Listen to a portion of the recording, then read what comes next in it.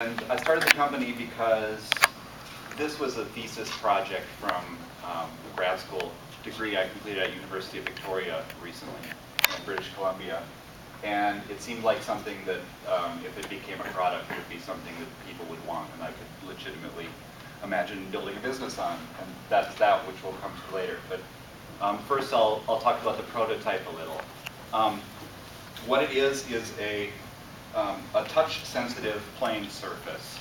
And I kind of don't use the word multi-touch in there because multi-touch brings to mind usually a few individual touches like you have on your laptop trackpad or whatever.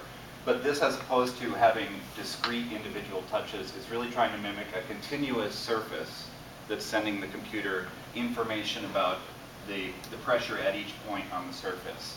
So it's kind of like a change in the paradigm of the information. But you could get multi-touch type discrete information back out of it if you wanted to.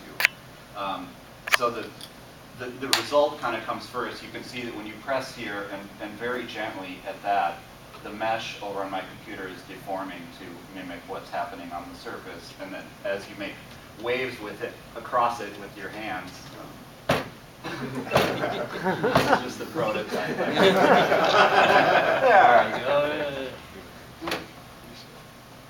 It deforms to show that information. Yeah, well, I guess the fact that it's kind of janky leads into a point about it that is actually a good point, which is this is a thing I made from $50 worth of like plywood and foam and copper tape. There's no electronics in this, but the catch is that it takes, and there's DIY instructions that I put on our site, Madrona Labs. But the catch is you need to have a spare 8x8 audio interface laying around in order to operate it, because there's no active electronics in this.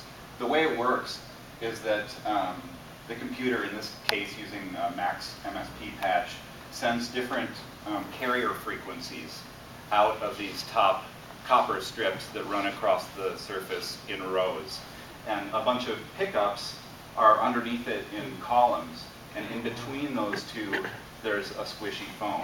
So that when you press on the foam, when you press on the top surface and deform the whole thing, the computer can do DSP on those signals that are coming back in and determine the pressure that's impinging on the surface in different places.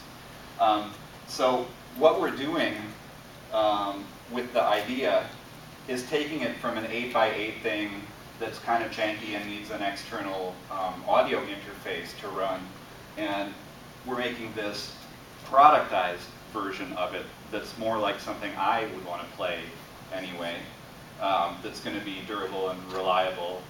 And instead of 8x8, it's 64 columns by 8 rows.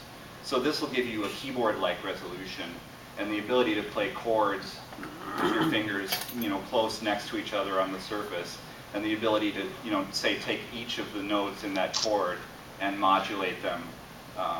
And you could modulate Y and pressure simultaneously while you're keeping X steady if you have that much coordination. So. Kind of like polyphonic aftertouch on steroids, if you want to think about it, coming from a keyboard direction.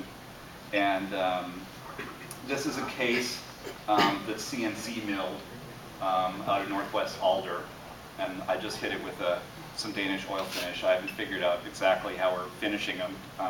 So what's in here are the sensors as boards, and I've taken the hand-done copper strips and turned them into flex circuits that get made for us.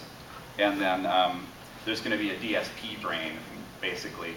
So instead of using the external audio interface here, the single board DSP computer in here will calculate all those grids and send them to your computer over USB. And hopefully it's going to be USB powered too. And it's the sampling rate is 1 kilohertz, which seemed like to us the cutoff that's supported by a lot of people's research and our kind of intuition and playing experience, as far as what sampling rate of a control signal is necessary to feel like you're really connected to the thing that you're playing. How fast you need to sample the keyboard, say. And a lot of MIDI keyboards have about a 1 kilohertz resolution, which also backs us up in a way. I mean, we'd make it 10 kilohertz if we could, but it's not practical. It would take a lot more CPU power, and it would actually exceed the bandwidth of USB, which we're pushing already. So that's it, and I'd love to hear some questions.